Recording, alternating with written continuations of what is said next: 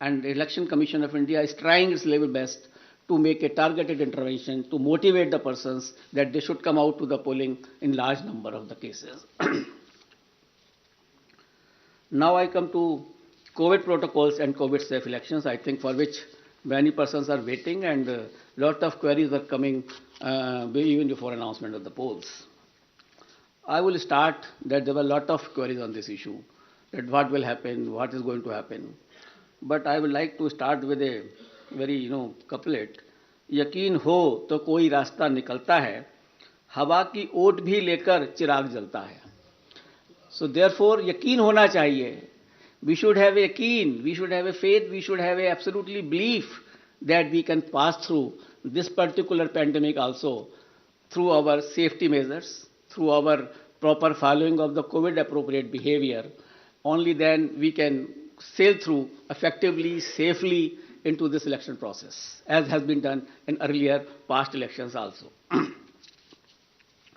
The decision to go ahead with scheduled elections was taken after much deliberation, discussions, and careful analysis of the ever dynamic situation. The situation is very dynamic. It is not static. Nobody can predict. Nobody could have predicted earlier also, a month before. So the situation is very, very dynamic. Let me go back to the Constitution of India on this issue. Article 172(1) states clearly that every legislative assembly of every state, unless sooner dissolved, shall continue for 5 years, and no longer. So the period of any constituency is only up to 5 years, and no longer. Postponement of the assembly may result in a situation which denies people of that state the right to elect an accountable government of their choice. The government will have to be of their choice. It is a democratic process. Democracy forms part of the basic structure of the Constitution, and holding of timely election is the essence of maintaining democratic governance, and this task has been given to the Election Commission of India to hold timely elections. Commission has directed that all central state government officials deployed for election duty shall be doubly vaccinated. So all the officials who will be on the election duty will be doubly vaccinated.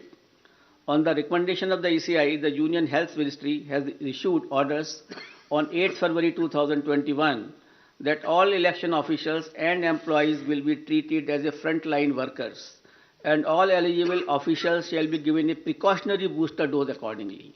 So these persons will also be booster dose, the precautionary dose. This, my all polling officials who are on the poll duty will be fully safe. So I have spoken that my booths are safe because my booths are fully sanitized, and all provisions of the gloves, sanitizer and everything is there. And here are the polling officials who are the safe. We have directed on our visits also and otherwise also, we have directed the chief secretaries of all polling going states to accelerate the first and second dose of vaccination to all eligible citizens above 18 years. Wherever we have gone, in all the polling stations, we have reviewed the situation of the vaccination. And as you people have also reported, you have also informed that we have asked the chief secretaries to expedite this first dose as well as second dose to my electors of this country. And let me share with you the vaccination program, and they have accelerated the vaccination of the states. Let me share some vaccination figures with you. Data is on January 7th, 2022. In Goa, more than 95.8% people have been vaccinated with both the doses. So almost all population of Goa has got double vaccination. And in Uttarakhand, people have got 99.6% people have got their first dose and 83% have got the second dose. So in Uttarakhand also, the large number of population is vaccinated.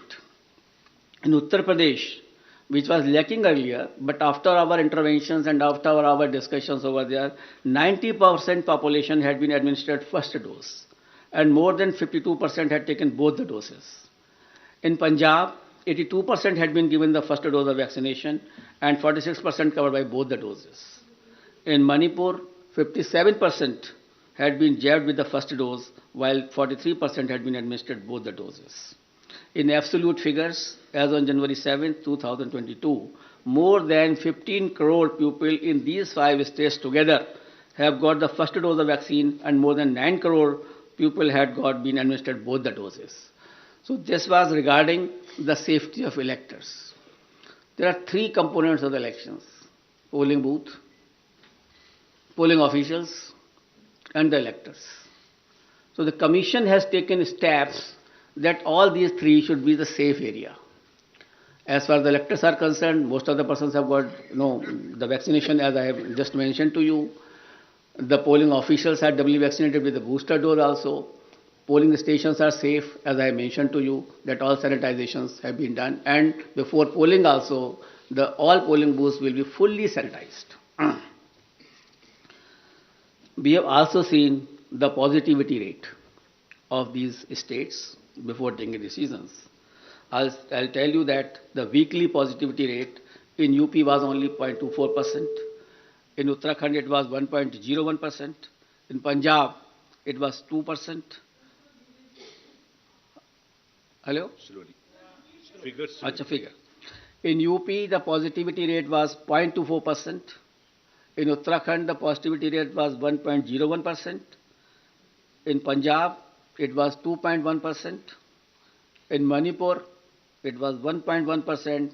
And Goa, it was something around 13% because of the newer party by the outsider in that state. So these are the positivity weekly rates which we have seen and produced by all of us. And we have taken the opinion of medical experts, the Union Health Secretary, and other secretaries as I discussed with you. We have appointed health nodal officers at the district, state, and assembly constituency level, and in all polling states. And in view of COVID concerns, polling time has been increased by 1 hour in all 5 states, and the time will be notified when the notification will be issued of those particular states. In view of emphasis on non-contact based campaign during pandemic conditions, Commission has decided to double the free equitable time allotted to the recognized political parties on Doordarshan and AER during these elections. It is expected that all stakeholders, namely political parties, candidates, campaigners, voters, and authorities engaged in the election process shall be conscious of their prime duty towards public health, safety, and therefore shall abide by the general instructions and other norms of COVID-appropriate behavior as mandated by the respective authorities prescribed. Further, political parties and candidates are advised to conduct their campaign as much as possible through digital, virtual, media platforms, mobile-based mode instead of physical mode, ensuring strict compliance of COVID safety norms. And keeping it in mind, the expenditure limit of the candidates have already been increased from 28 to 40 lakh. A detailed guidelines are being issued and which will be given to all of you regarding the COVID guidelines 2022 as to how the political parties, how the election officials, how the EVM persons will be dealt with and will be dealing with the COVID appropriate behavior. But the main point I would like to share with you, the Commission has decided that no roadshow, padyatra, cycle, bike vehicle rally and procession shall be allowed till 15th January 2022. Commission shall subsequently review the situation and issue further instructions accordingly. So up to 15th of January, because the situation is dynamic, it is not static. No road show, no padyatra, no cycle, bike or vehicle rally and any procession. Similarly, no physical rally of political parties or probable candidates or any other group related to election shall be allowed till 15th January. Commission shall subsequently review the situation, considering the situation of the pandemic, and issue further instructions accordingly. So, up to 15th of January, there is absolutely a moratorium of physical rally and physical road shows. Between 8 p.m. and 8 a.m., no rallies and public meetings, similar like a campaign curfew that on any campaign day. That will continue. No nukkad sabhas will be allowed on public roads, roundabouts, or public streets or corners.